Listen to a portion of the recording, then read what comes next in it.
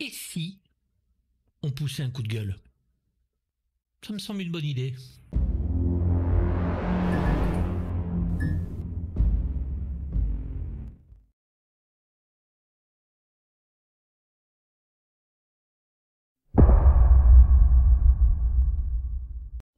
What If est une série Disney+, produite par Marvel Studios, qui part d'une bande dessinée qui existait dans les années 70-80 et qui permettait aux super-héros, personnages préférés de Marvel, de se retrouver dans des conditions autres que celles dont ils évoluaient dans le comics normal. Donc l'histoire est simple, Uatu le gardien nous montre tous les univers possibles. Marvel lance cette série animée histoire de nous amener tranquillement sur le multivers qui vont déclencher avec le prochain Spider-Man. Et la plupart des acteurs sont revenus pour faire leur voix en VO, ce qui est une très très bonne chose. C'est très sympa à eux, ils n'étaient pas obligés, je pense qu'ils ont été bien payés, mais c'était pas obligé. Et j'entends malheureusement beaucoup de choses sur cette série, beaucoup de critiques comme d'habitude dès que c'est Disney et surtout Marvel. Et je pense qu'il va falloir qu'on remette les choses à leur place. Alors on va d'abord parler de la série. Les épisodes sont plus ou moins intéressants. Moi j'ai adoré le premier avec Peggy Carter en Captain America ou Captain Britain d'ailleurs pour le coup. Mais voilà, c'est très intéressant, très bien fait, très bien filmé, très bien animé. Il y a de l'émotion parce que moi j'ai adoré le premier First Avenger et je trouvais que la relation justement avec Captain America et elle, leur histoire d'amour était superbe. Là on a la même chose mais à l'envers. Donc c'est très très bien. J'ai beaucoup aimé aussi celui sur Doctor Strange que je trouve d'une tristesse infinie. Là c'est pareil parce que ça parle de l'amour, ça parle de la perte, ça parle de tout ça et c'est vraiment très très fort, très bien animé, c'est vraiment excellent. Celui sur les Gardiens de la Galaxie était un petit peu faible. Pourquoi T'Challa en Star-Lord, mais pourquoi pas, c'est le but de la série. J'ai d'ailleurs moi beaucoup aimé Thanos. Alors il y en a plein qui se plaignent, ouais c'est pas le Thanos. Mais, putain, on est dans une série qui vous raconte un univers alternatif. Allez pas nous faire chier avec c'est pas le Thanos. Oui justement c'est le but, c'est que ce soit pas le Thanos que vous avez déjà vu. Donc voilà, c'est très bien. Le Marvel Zombie était fun malgré quelques petites incohérences et un manque de gore évident, mais bon là on sait pourquoi. Et les autres se regardent tranquillement. Je dois avouer que le final, c'est vrai, est un petit peu en deçà parce que c'est un gros combat contre une entité qui défie le multivers et peut aller justement foutre le bordel dans chaque univers différent. Mais ça se regarde. Et puis, il faut prendre du recul. Oui, ça serait bien un peu que les gens prennent du recul. Donc, j'en suis moi-même l'exemple vivant. C'est facile de se mettre devant une caméra et de dire c'est de la merde. Mais il faut aussi se poser la question de savoir à travers quels yeux on se permet de dire que c'est de la merde. C'est vrai que moi, j'ai la chance, quelque part, à mon âge, d'avoir 40 ans de cinéma derrière ma gueule et de m'être construit au travers d'autres personnes, au travers d'autres regards, au travers d'autres critiques. Donc, ça me permet aussi de voir ces vidéos en fonction de ce que j'ai lu, vu ou pas. Et si parce que ça s'appelait Et si en France, donc What If Et si, en comics, franchement, c'était de la merde. C'était des BD que les gens achetaient pour se marrer. Vous aviez des exemples comme celui-là qui était quand même vraiment déconnant. Et si Conan foulait la Terre du XXe siècle, qu'est-ce qu'on en a à foutre? Je veux dire, voilà, ça allait vraiment très très loin.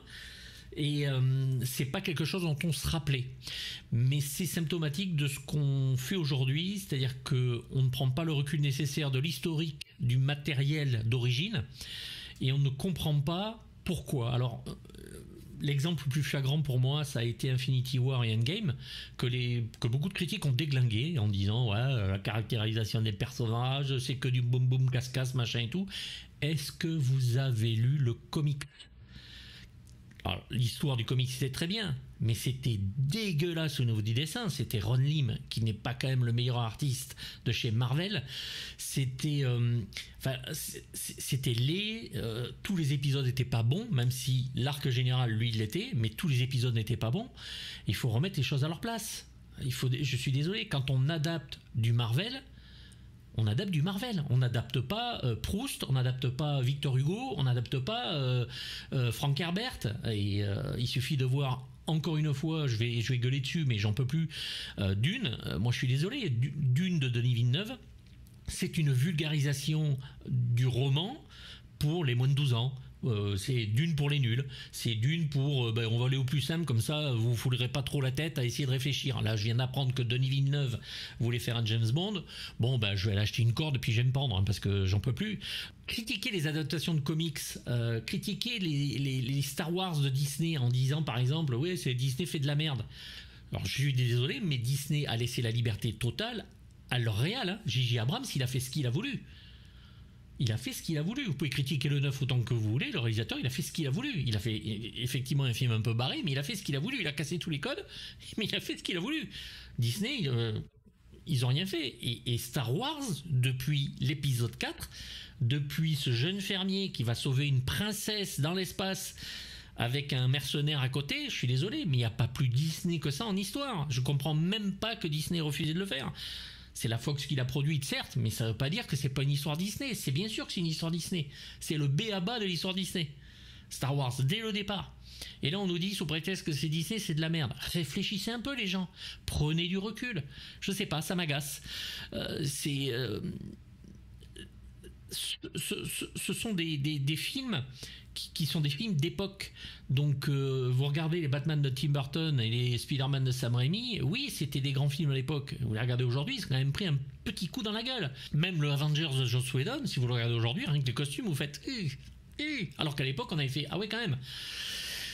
Donc je ne sais pas, je suis un peu fatigué de tout ça. C'est vraiment, on est dans un monde aujourd'hui où il faut voilà. Alors on a vu WandaVision, c'était excellent. On a vu Loki, oui c'était excellent. Et tout d'un coup on a cette série animée, et on se dit ouais c'est moyen. Bon déjà c'est une série animée, donc effectivement il y a ce côté un peu en deçà cinématographiquement. C'est un dessin animé, voilà on peut faire ce qu'on veut, donc c'est plus facile. Bah oui, mais bon c'est déjà le comics de départ à adapter, mis à part le fait qu'il nous amène sur le multivers, ça n'avait aucun intérêt. Moi je l'ai trouvé bien, j'ai trouvé qu'il s'en sortait plutôt pas mal, moins bien que effectivement les séries dont j'ai parlé juste avant, mais voilà, ça reste intéressant. C'est pas toujours nul parce que ça ne vous plaît pas, ou parce que ça va passer vite, ou parce que vous voulez consommer ça en accéléré. Consommez en accéléré les enfants, il n'y a aucun souci, mais venez pas critiquer, ou alors critiquer avec du recul. Les BD étaient dégueulasses, la série est au-dessus. Je suis désolé, mais je préfère regarder ces What If là que de relire les et si que je lisais dans mon enfance. Je préfère regarder Infinity War et Endgame que de me retaper la BD de Ron Lim. Voilà, bon, c'est un choix, hein. C'est un petit coup de gueule que j'avais besoin de passer parce que la série animée, je trouve, on en parle peu, alors qu'elle a quand même ses moments de grâce. Elle a des moments, surtout sur le premier, avec Peggy Carter, où franchement les scènes d'action sont juste hallucinantes, mais vraiment hallucinantes. Elles sont très très bien montées, très très bien foutues, et elles ont même une ampleur que j'attendais pas sur une série animée.